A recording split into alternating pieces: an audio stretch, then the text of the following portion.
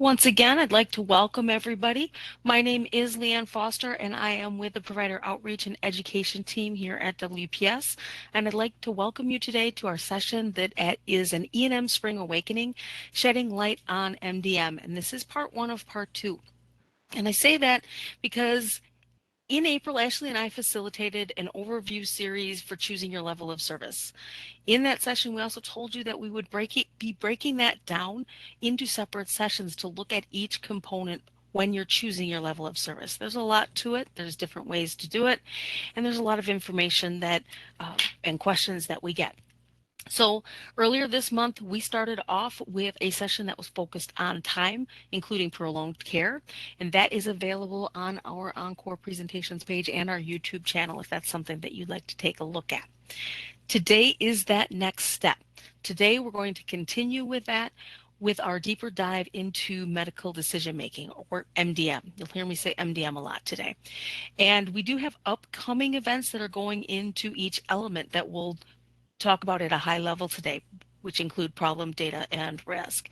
So today's session is going to be giving you a base understanding of MDM.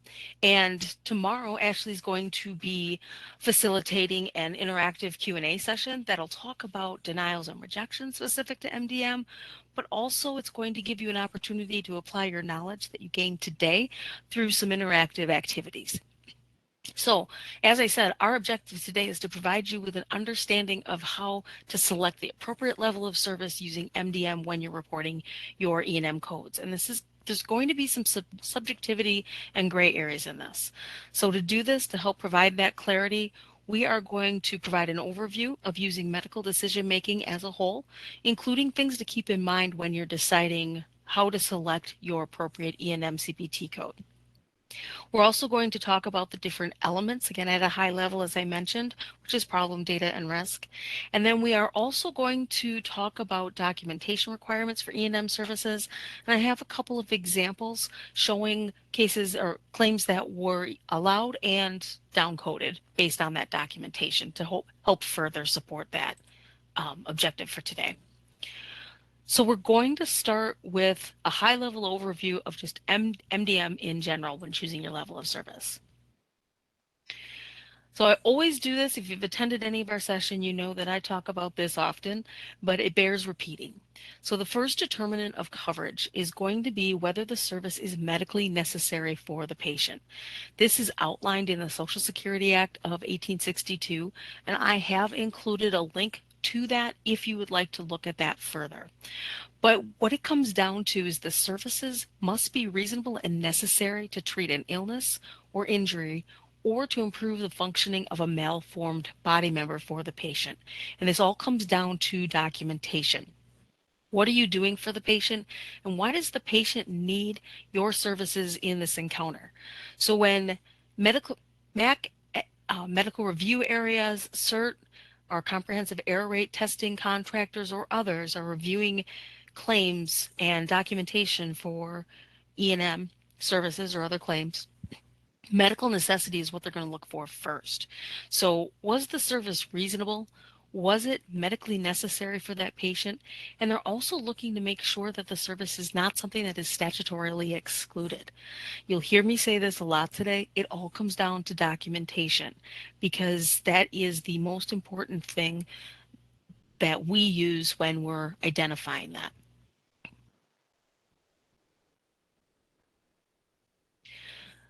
So when choosing your level of service, the majority of the time you can choose between using time and medical decision making.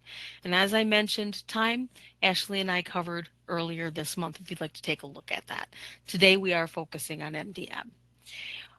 When you're making your decision to choose your level of service based off of time or MDM, you want to make sure that you're selecting the level of service that's most advantageous for you for the encounter based on the documentation that it supports. We will get questions on whether it's better to select off of MDM or time, and the reality is it depends. It depends on what's going on for the patient. Each patient is going to have different things going on with them, and they're going to need different management or different plans of care. So it's not going to be a one size fits all. but you did the work. A best practice that we have heard from some offices is to document both, to compare, and it doesn't have to be my office always chooses off of time or my office always chooses off of MDM. It can vary from office to office. It can vary from encounter to encounter. But again, you want to make sure that you are choosing the one that's most advantageous to you and the most appropriate for that service. Now, I say most services you can choose. There are some exceptions to that, and I just want to call those out here. So the first one is going to be the emergency department. This is a service that is based on MDM only. So what we're talking about today will be what you're using to choose that level of service. So MDM, you'll hear this again from me. It's based on the problems addressed, the data that's analyzed and reviewed, and then what is the assessment of the risk to the patient from the medical decisions that are being made that day. With emergency, we're talking about CPT codes 99281 through 285. And the reason these are exceptions and must be selected based off of MDM is because ED services are going to vary in the level of intensity. It is not only possible but probable that there are going to be multiple encounters with the patient, and the provider's probably seeing multiple patients simultaneously, so it's really going to be extremely difficult for them to track time. So it is based off of that MDM, that medical decision making for that patient. The other exception is going to be critical care services. Now, critical care service is the exact opposite. You cannot use MDM for critical care services. The critical care is based on time. And we're talking about the 99291 code and the 99292. And I've included the time ranges here for you for a reference. But so with critical care services, the providers must ensure that they're documenting all of the time that they have spent on critical care and the time that they're spending providing critical care services for that patient. That can all be counted. And it may be continuous time, but it may also be non-continuous time for those dates of service. So we're not covering critical care or emergency department services in detail today, but we do have some webinars available out on our YouTube channel if that's something you'd like to take a deeper dive into.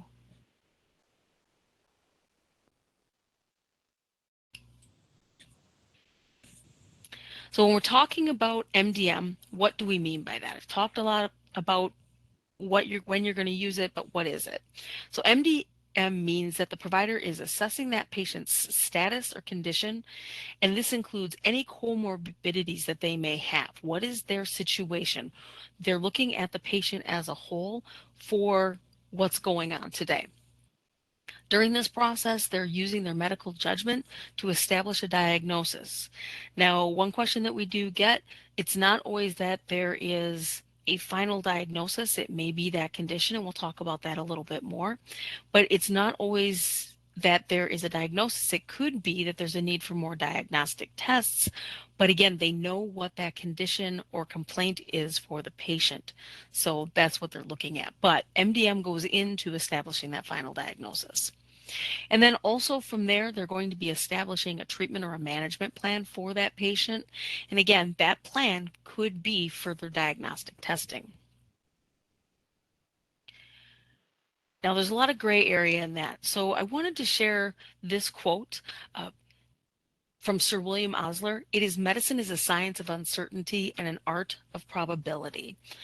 So this means there's not going to be a one-size-fits-all answer for all patients in all circumstances. You've already heard this and you'll hear this a lot, but everything's going to depend upon what's going on for that patient in that encounter. We have gotten quite a few pre-submitted questions asking for help to remove the subjectivity or the gray out of MDM. And while we are going to do our best in these next two sessions to provide more clarity around MDM, there's always going to be subjectivity and gray areas in MDM. What is maybe something that's low risk for one patient, maybe high risk for another. I will often use a cold. For a relatively healthy person, a cold is a relatively minor problem. But for somebody with some type of serious respiratory condition, a cold could be a really big deal. So it's really going to come down to what that provider documents. But I just wanted to set that tone that subjectivity is always going to be there. It's not going to be absolutes. So let's go into the elements of MDM. So CMS follows the AMA guidelines that are outlined in the CPT when it comes to MDM.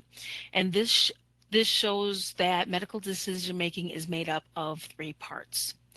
The first one being the number and complexity of problems addressed in the encounter. So as an example, a patient came in today, they are stating that they have back pain.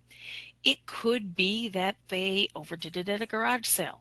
It could be that it's a symptom of some other ongoing disease. Back pain could indicate something's going on with the patient's kidney. The problem starts that determination process of medical necessity for the service. And again, you may not have a diagnosis or a reason for the back pain during the encounter. You may have to order uh, additional diagnostic testing. It could be that it varies in complexity, which again means that additional diagnostic testing. It could be more than just back pain. They could have back pain and they could be feeling dizzy. They could be also have a rash on the elbow. So it also could be more than one problem. When our reviewers or even CERT reviewers are looking at the documentation, they're not necessarily looking just for a list, all of the conditions and diagnoses that the patient has, but they're looking at what you're addressing today. So with Medicare patients, it is possible that they might have 25 or 30 different ongoing conditions or diagnoses in their medical chart, but maybe you're not addressing all 25 or 30. Maybe you're addressing one or two, or maybe you're addressing something that is new. That is something that does need to be clear in that documentation. When you're selecting MDM, which we'll talk about later, it's not based off of everything they have. It's not accumulation. It's accumulation of what you did that day, but not of their entire medical record. So what we're wanting to know is, what did the practitioner spend their time on today? What do they have to think about that problem, that condition? What are they making a decision on? The next element is going to be data, and this is the amount and complexity of that data that's being reviewed or analyzed. And this is the data that's going to be used in the assessment, hopefully leading to a diagnosis and the management of the patient for that encounter. And this can vary, but it can include things like tests that are ordered and reviewed. It can include reviewing medical records from external sources. It can include independent interpretations, and we'll talk about all of that a little bit more. But what it's showing is an increasing the levels for data are showing an increasing amount of data or level of analysis that's going into that. The third element is going to be the risk of complications and or mobility or mortality from the care plan. So this is going to be your practitioner's risk and benefit analysis or the patient's choice. It depends on how they're moving forward. What is that plan of care? What does that management look like? The documentation is going to show all of these, and it's really that proof of thought of why something was or was not done, because sometimes what you're documenting in MDM are maybe diagnostic tests that were considered but not selected, treatment options that were considered but not selected.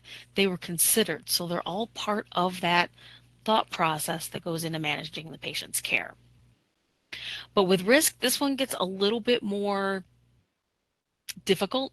The practitioner really needs to be the one that's assigning the risk to the patient for the medical decisions. This is not something that is necessarily going to be easy for a coder or a biller to determine. The provider really does need to make that clear. And when we look at our examples, some of what is not always supported as well as it could be is that risk factor to the patient, and we need to see it. It's not based on a diagnosis alone. It's not based on a procedure alone. That's another question that we did get today, and there's not a list of things that are always high risk. Uh, but we'll go through that a little bit more as we get into this today. So most categories or most elements are going to have categories, and they're going to have multiple categories. It's usually 3 to 4. Some are only 3, and that's because they've combined straightforward and low. But your levels of MDM are going to be straightforward, low, or combined, moderate, and high. When you're selecting your level of service, you're going to go through problem data and risk and see what level of MDM is met, what criteria is met for each of those. And from there, you're selecting your code based off of meeting 2 out of the 3 elements. Okay. Keep in mind, again, you'll hear this a lot. It's going to be unique to the patient and to the condition. I'll come back to that cold example. A cold for somebody that's relatively healthy might be very low risk. For somebody with some type of severe respiratory condition as a comorbidity, that could be high. Again, that provider is going to have to um, indicate that in the documentation. So I just want to give you a quick scenario for a level example. In this scenario, we've got a patient who has type 2 diabetes and hypertension. They're coming in, their encounters for a follow-up. Their BP is uncontrolled, and it does require a medication dosage change. And this is from an actual piece of documentation that we received with a claim. So they also are reviewing lab results. So the problem here is a chronic illness with exacerbation. Now we'll talk about chronic a little bit later, uh, but chronic is not based on diagnosis. Here, there is documentation that supports that this patient has been struggling with hypertension for quite some time, more than a year. So they reviewed some labs and they've identified that that is uncontrolled. So that is going to be that chronic illness with exacerbation. It's not at goal, it's not under control. And then the data, they reviewed labs. Now, they reviewed one, it's not a lot of data, but that is what we're looking for and what we're parsing out of that documentation. So some high-level tips for MDM before we move forward into those elements. Make sure that you're never selecting a code based on one element. You need to always base it off of 2 of the 3. So you need to look at all elements, see what levels you meet, and then you're going to use the 2 highest scoring elements. Don't leave money on the table. You did the work. We want you to be reimbursed for it. But if you have 2 low and 1 high, that's not something that's going to be coded at a high level. If you have 2 low and 1 high, it's still low because you met 2 low elements. And you really have to ask yourself what the documentation supports. And is it going to make sense to a reviewer if this claim, this documentation were to get pulled?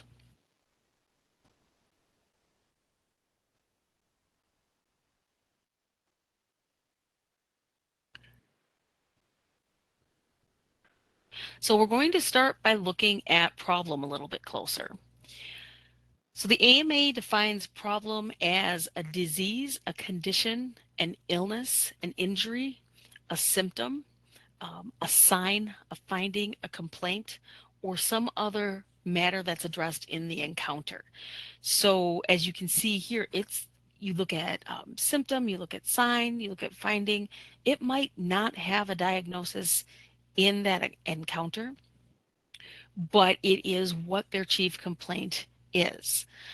Again, as I mentioned, the patient may have multiple problems. They might have diabetes, hypertension, high cholesterol, but today they came in for a rash on the elbow, and that's the only problem that was addressed in the encounter. That rash on the elbow is the only problem or condition that is going to be counted for that day. If they had other conditions or maybe a comorbidity, so let's say the patient had diabetes, that's going to impact the heal time of that rash, and you have to address the diabetes as part of the care plan or the management for that rash, then you are addressing that diabetes, and then you could count it. Again, it's not that patient's entire list of problems in the medical record. It is about what's being addressed in that encounter. And also keep in mind that the complexity for the same problem could be different. I'll come back to that cold. Relatively healthy person, a cold's a pretty simple thing. Someone with that respiratory condition, it's a little bit more complicated than that. You may have to manage multiple things. So going into the levels, so a straightforward problem. This is going to be a problem that is has a definite course, or it's a prescribed course. Again, a cold for a relatively healthy person. Rest, fluids may not require any intervention. It also could be a condition that's transient in nature, and it is a condition that's not likely to permanently alter the patient's healthcare status. It's pretty minor. Okay. Um, Examples are going to include, like I have a few here, a cold for a relatively healthy person, a sinus infection, again, for a relatively healthy person, a rash for a relatively healthy person, and a sunburn. That's a minor sunburn, not something that maybe is blistering. So again, there's another example of that complexity. Um, Looking at that documentation and how is it going to affect that patient. If your physician or your provider did not indicate that, you may need to go back and ask for clarification. You're not going to lead them and ask them, is this a straightforward, moderate, or high risk problem? But you're going to ask them to provide the level of risk to the patient. You're going to ask them to clarify that if it's not clear. That is going to be something that you need the providers to document well. Looking at a low level of problem, this is going to be two or more self-limited problems. Examples would be a mild cold, a mild rash, an otherwise healthy person. They're going to have a little bit, it's uncomfortable. It's not going to be a pleasant time for a little while, but it's not super serious, but they have multiple things going on. They may have one stable chronic illness. So your patient's medical record is going to be what's going to help you determine um, whether or not the condition is chronic. And we'll talk about that a little bit more on the next page. Chronic is not necessarily required in the documentation, but it could be a best practice for your office. That's a business decision to decide. Sometimes what you're looking at is how long have they had this? What's the prognosis? How long is the provider expecting the condition to last? Now, some examples do include things like diabetes, hypertension. You could have high cholesterol in there. There's a lot of things that could be, but it's not based on um, diagnosis alone. Maybe their hypertension is related to something else that's going on with them and it's not expected to last. Well, at that point, it's not a chronic condition. But when we're looking at low problem, it's one stable chronic disease. So the example that I give is controlled diabetes. They're at goal, they're meeting their glucose levels, their A1C is where it needs to be. That's relatively a low problem. It's under control.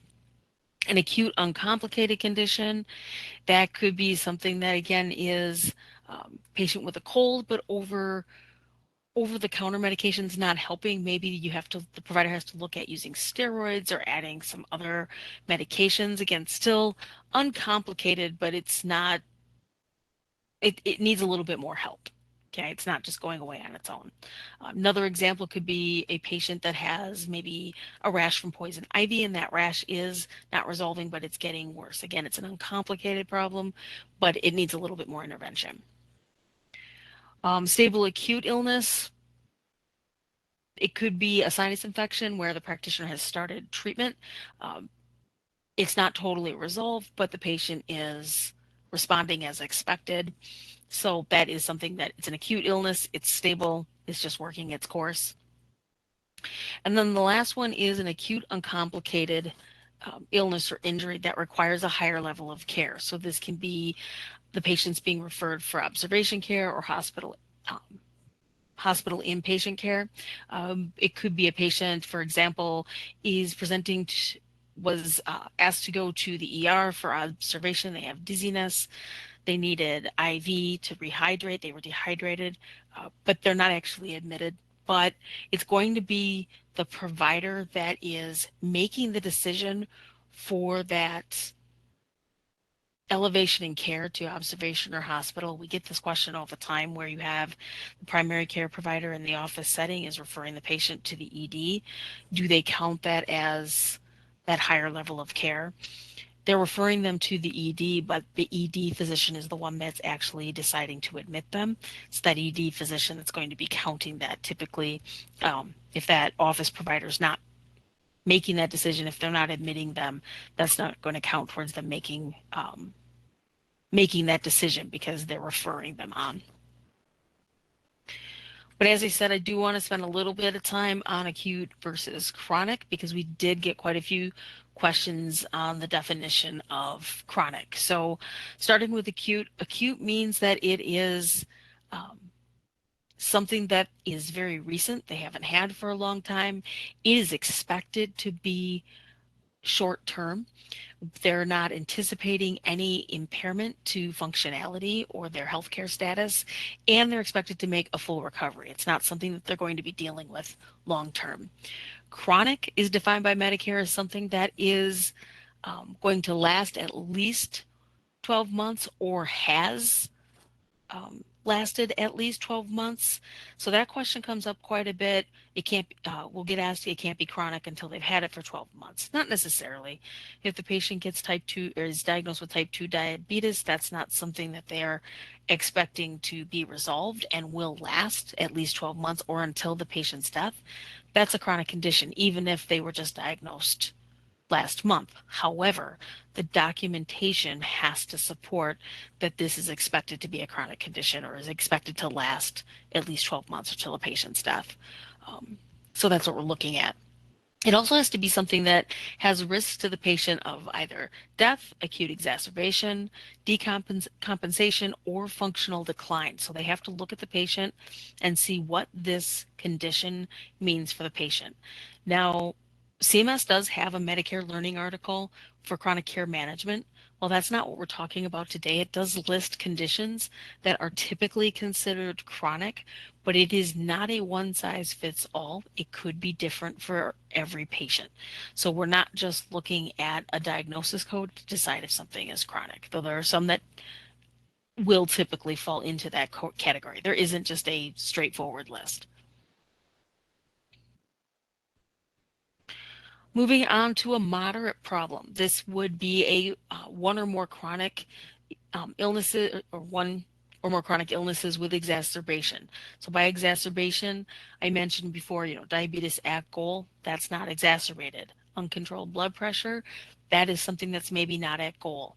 Now, not at goal does not necessarily mean it's under control. It could be that there are, for diabetes, are there going to be multiple goals. So for diabetes, maybe it's the first goal is to get their A1C down to 7, and they're there. It's not below the 5 that people would like, but it's where the goal was set. They set a new goal. Now, if instead of coming down from, and I'm just throwing numbers here, from 10 to 7, but it actually goes from 10 to 15, that's uncontrolled. That's not a goal. It's acutely worsening. That's going to be something that demonstrates exacerbation. So what did the provider expect to have happen? Is that happening, or do we need to make adjustments because what we're doing doesn't work? The next item in moderate problem is 2 or more stable chronic conditions. So diabetes and blood pressure that are at goal, under control, but they have them both and they're both chronic. Could have an undiagnosed new problem. It's a new problem. We don't know what it is. We're ordering additional diagnostic tests. That's something that would fall into that. You may have one acute with systemic symptoms. So think cardiovascular issues, respiratory issues, um, endocrinologic issues, those types of things. And then the last item is one acute complicated. So it may be something that is just not straightforward. Again, the documentation is going to support that. I've given some examples here. We talked about the uncontrolled diabetes. Maybe somebody has pneumonia and it's acute, but maybe that's complicated because they also have some type of respiratory issue. That could be an acute with systemic symptoms, depends on that patient. Maybe they have unexplained weight loss. That could be an undiagnosed new problem. Why is the patient losing weight? Could it be that they've just gone on some type of, they've just lost their appetite? Maybe it's based off of medication. Do they possibly need a screening for some type of cancer that's causing that weight loss? Those are the things that the provider is going to have to document. A partial rotator cuff tear, that could be an acute. That's a little bit complicated. We don't know if it needs surgery. Maybe we're starting out with therapy, but again, the provider needs to document their medical thought process uh, to identify if that is a moderate problem. Next is going to be the problem level of high. Um, One or more chronic conditions with severe exacerbation. Uh, it does need to be documented what severe looks like. So maybe it's a diabetic whose blood sugar has shot up to 300 or 400. That whereas maybe the month or even the weeks prior it was down around 115. That's a severe exacerbation. But again, that provider is going to have to document that. It could be an acute chronic condition, and it's a threat to their bodily function or to their life. So it just depends. Um,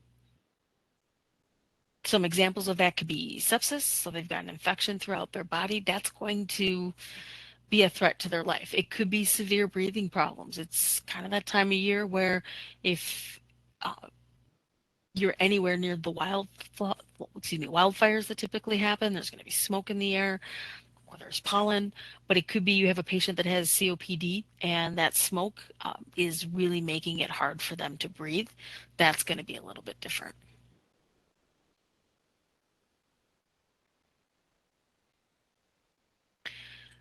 Next, we're going to look at data analyzed.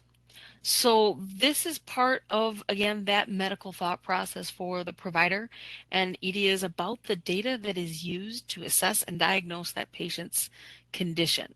So you're using this to determine their plan of care. So what's their diagnosis?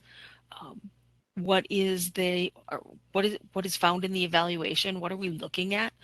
What is our treatment plan? And again, this can include more diagnostic tests. It's not going to always be that you have the final diagnosis, you have the condition, and we're trying to get to that diagnosis.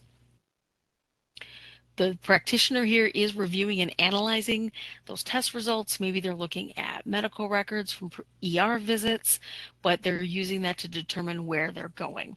And there are multiple categories in each level of data. As I said earlier, this is going to demonstrate an increased level of review and analysis based on what's going on with that patient.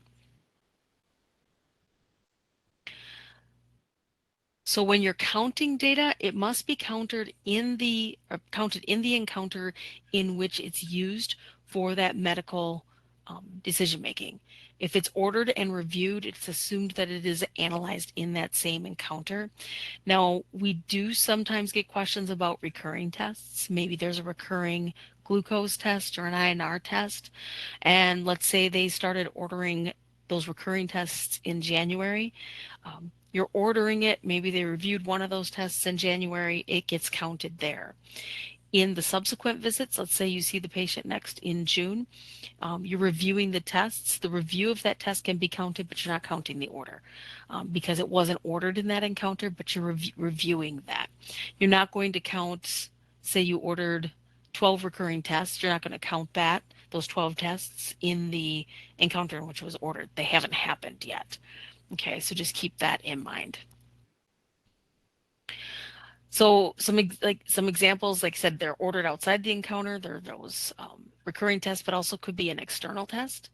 You also need to take into consideration whether or not that item is going to be billed separately.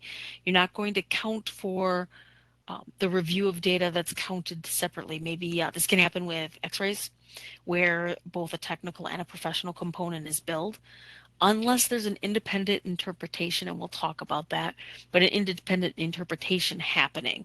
You're not just going to, if it's billed separately, it's already been counted towards payment. We don't want to double dip. So we get questions on what is considered a test, and this is also in the CPT. So a test is defined as imaging, and this includes that independent interpretation. Say it's an x-ray that was billed as a professional and a technical component by the radiologist, but the primary care physician is not just agreeing with the findings, but actually did an independent interpretation and documented their findings. We don't expect that to be at the same level as the radiologist, but it has to be more than just saying, I agree with what the radiologist found. It has to document what they found and how it's going to impact the care plan. Tests also include laboratory, psychometric, any physiologic data. Again, if it's not billed separately, we will get questions about those sheets where the patient is maybe identifying where it hurts, how much it hurts, and if that can be counted as a test. If it is used in the medical decision making, yes. If it's not used, no, it would not be counted because it was not used.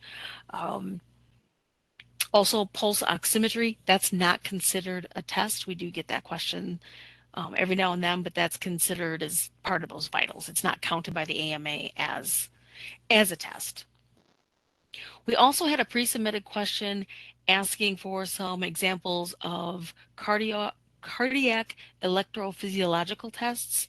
So that's going to be the type of test that's going to evaluate a patient's, the electrical system for the patient's heart in order to maybe diagnose, say, an arrhythmia or that irregular heartbeat. There's a lot of examples of that, but some non-invasive ones would include, say, like Holter monitoring, and maybe there's an event monitoring that's happening. But again, it's evaluating that patient's, the electrical rhythm of that patient's heart.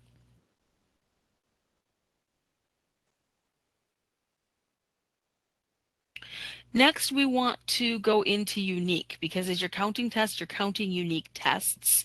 And unique is defined by the procedure code or the CPT code for that test. So when you order a test, the review of that test, as I said, is part of that order, and you're not counting the review and the order separately. But we also are going to find that you will run, for instance, labs. There are lab panels. You're running a CBC panel. Maybe you're running a separate instance of a test that's included in that CBC by default. You're not going to count that separate test and the CBC. If that separate test is part of that CBC, that test counts once, and it doesn't matter how many times you run it in that encounter.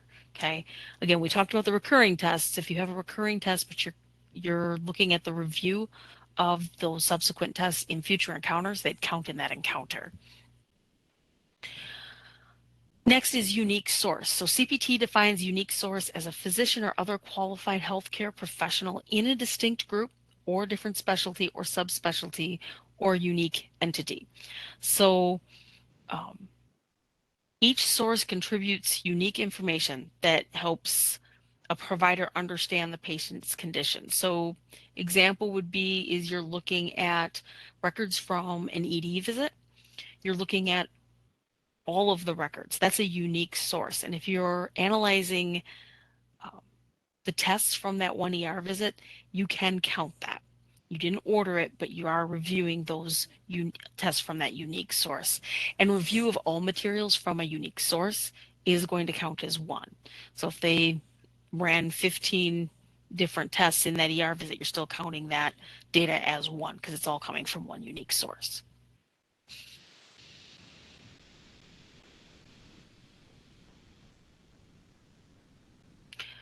So external is another item we need to look at. So this is not reviewing your own previous notes. That's not external.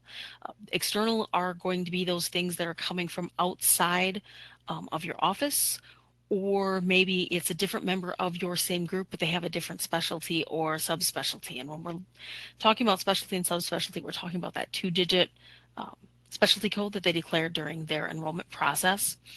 So external records or communications and test results are from that external physician or other qualified healthcare professional, facility, or organization. And outside records, communications, test results. We talked about that a little bit. They're coming from another entity. That external physician or practitioner, different group, different specialty or subspecialty, different facility or organization. Just keep in mind that it, again, is not reviewing your previous tests. That's not external. One of the other items that's part of the data element is going to be discussion. And I wanted to take a moment to define that a little bit. So discussion is a direct interactive conversation or exchange in real time. So it's maybe face to face, it's maybe over the phone. It could also be asynchronous, which means that it's not face to face, it's not immediate, but it is in a relatively short period of time. So maybe it's a text, maybe it's an email. Now, CMS does not define short period of time. It could be a few hours, it could be a few days, but it's certainly not going to be months and months or a year. It's going to be something that is, again, part of that care plan. It does need to be direct, so it's not through anyone. You're not just looking at a medical chart. There has to be some active exchange. Okay. And it has to be between an appropriate source. So this could be a cardiologist that is discussing an aspect of the patient's care with their internal medicine practitioner. That's an interactive exchange. Okay. Again, not just notes from the medical record. It's two people that are conversing in some way, whether electronically or face to face.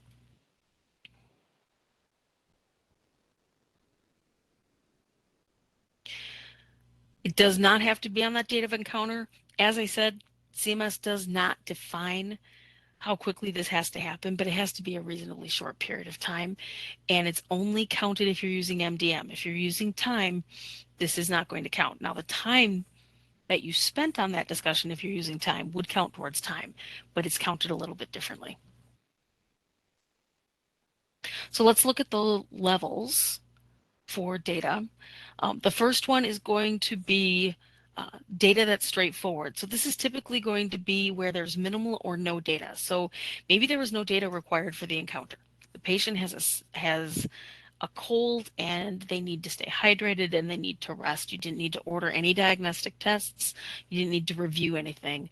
Maybe it's a rash that you can identify again without any diagnostic tests. That's going to be something that is going to be straightforward data that's used. For low, you're going to have two categories that you can choose from. And here I've included a screenshot of what those categories look like. Now, you need to meet at least one of the two categories.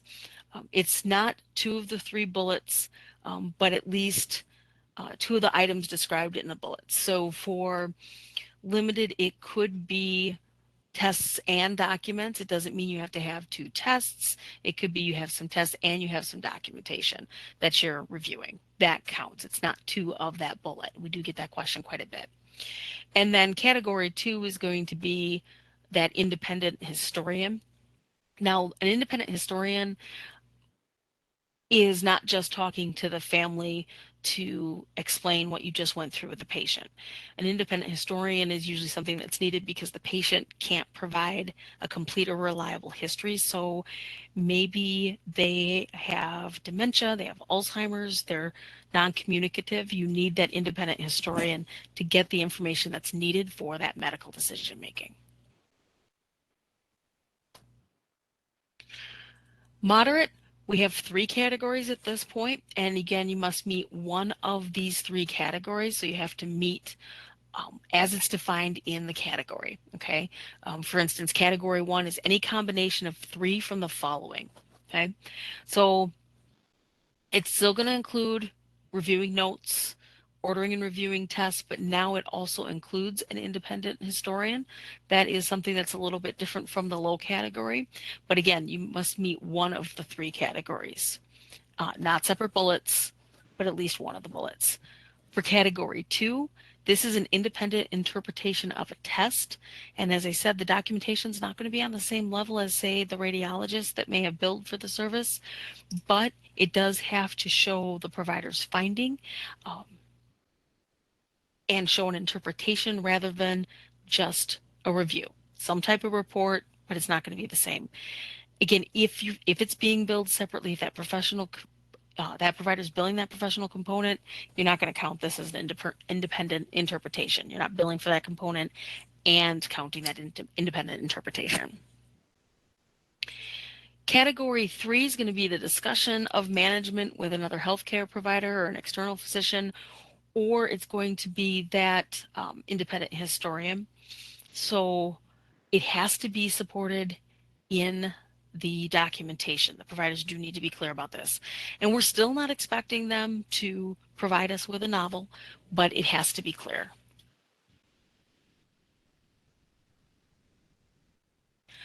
High data is going to be where you're going to have the same three categories, but you're going to need to meet two out of the three. So that's one of the big differences between moderate and high. You just have to meet more elements inside all three inside the one of the three categories. So category one, it's any combination of maybe you've got multiple tests, maybe you have an independent historian, but it's a combination of the items that are listed. Category two is that independent interpretation, and category three, again, is still that discussion, but you have to meet two of the three categories. Next, we are looking at risk. Now, risk is definitely where there's a lot of subjectivity and gray area. Um, so we're talking about the risk of complications and um, complications to their mobility or there's a risk to mortality from those tests or from the procedures or the treatment plan, that plan of care. It is based on those problems that are going to be addressed for the patient. Again, it's going to be unique for each patient. It's going to be based on the patient management decisions that are being made to help them. It is not based on diagnosis alone. We did get questions about some specific diagnoses and is this always considered high risk or a particular procedure or a test? It's not based on diagnosis and it's not just based on procedure. It is determined by that provider. One question that we did get indicated that risk is supposed to be the provider's professional assessment. So how can Medicare say that the level of risk is too high, say on an audit? It's a really good question. This is something that's reviewed by our medical review analysts, so they are medical professionals. It is based on what's documented. So if a reviewer is looking at the documentation, it's got to make sense based on what's being billed. If there's too little documentation, it may not support the highest level, or if it's just not clear, it's just about how it's being documented. However, I do want to stress MDM is not based on the amount of documentation. It's about what that documentation supports. So starting with risk of straightforward and low. So straightforward and low are pretty similar. So straightforward is there's going to be minimal risk of morbidity or mortality or some type of functional decline. There may be no risk. So again, going back to that cold for a relatively healthy person, it's going to be a straightforward or low risk. Low risk is going to be there's a low risk from the testing or the treatment. It's maybe not straightforward. There's a little risk, but it's still pretty minimal. Um, Moderate risk. This is going to include things like the decision for minor or major surgery. Now, I do want to call out there are some things here that are examples only in the CPT. We get questions about the decision of the minor or major surgery. That we need to look at what is the risk of the procedure in general to any patient.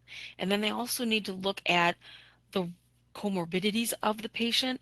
Is there additional risk to a patient? So anesthesia, there's always going to be some element of risk, but if you have somebody with respiratory or heart issues, that risk is slightly higher, even if the procedure is relatively low risk. So they need to look at the overarching risk of the procedure in and of itself, because most procedures will pose some type of risk. Is it major? Is it a minor surgery? Is it major?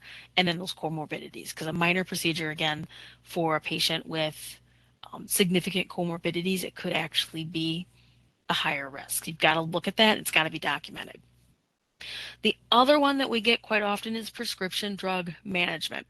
So again, this is an example only, and just because there is prescription drug management, it may not mean that the patient is at a moderate risk. So it's not blanket guidance. It's not every time that a patient's prescriptions are looked at, it's a moderate risk. Okay, it's not automatic. If you have a patient that is on a prescription, they came in for a checkup, the instructions are to continue that medication, they've been tolerating it well, there was no change in dosage or how they're taking it, it's not likely to be considered moderate risk. There's not a change. If there's not a risk to the patient from taking that medication and it's being tolerated well, they're just reviewing that medication. Now, on the flip side of that, if it's something that needs to be adjusted, something's not under control, it's not at goal, we need to adjust it, or they're having side effects from that medication, that would be prescription management. We have to have it documented how reviewing that prescription is impacting that plan of care. It's not just reviewing that list. We get this a lot. And it's not black and white. It's going to be different. Uh, Additionally, we get questions about over-the-counter medications all the time.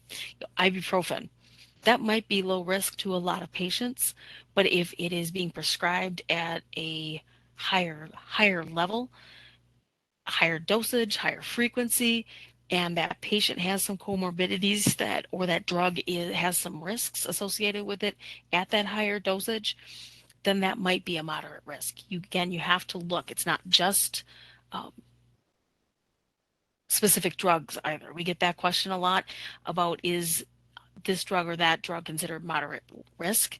It depends on what's going on with the patient, depends on the inherent risks of that drug.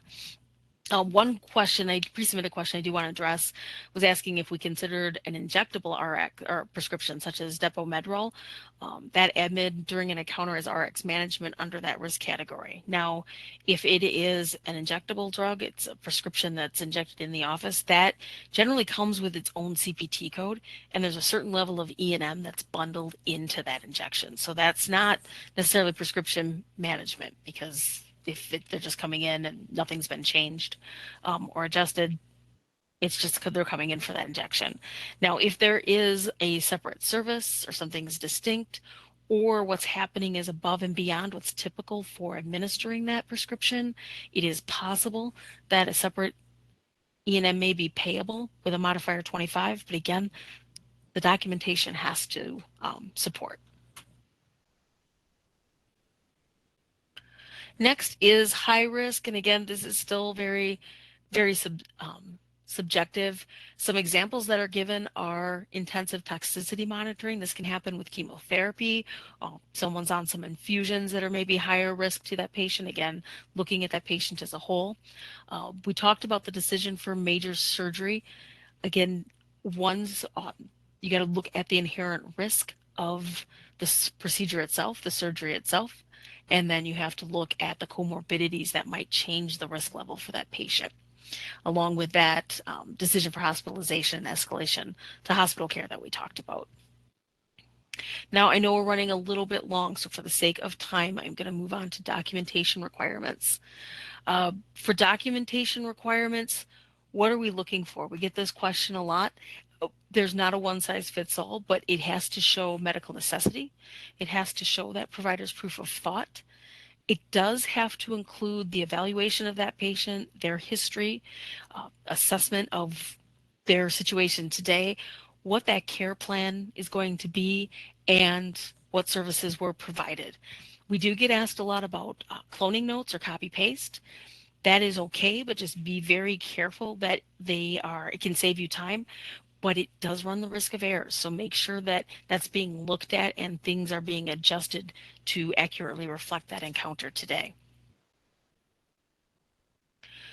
So what we're expecting is a reflection of practitioner time. That's going to be more if you're billing for patient time. That proof of thought, so problem, data, and risk.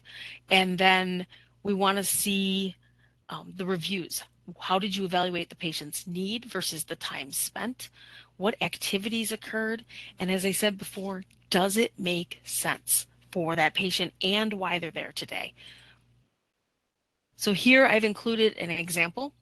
This is a downcoded example. This is where a service of 99214 was billed, so billing it moderate, but it was downcoded to a 99213, which is a low. So the claim summary, the problem that was addressed was two stable conditions. They had hypercholesterolemia and they had a blood pressure that was um, being addressed. That met for two stable chronic conditions for moderate. But they did do blood work, but they only had two tests. That's a relatively low amount of data, and it's just a follow-up. So the risk was low. This was billed at moderate, but you have to meet two of the three elements. And in this example, they met two low and one moderate. It has to be billed as low. This is an example of where it was allowed. So a 99214 was billed. They were unsteady when they were walking. They noticed that they had some arterial fibrillation and Alzheimer's. And so there's some fall risks. There was some concerns.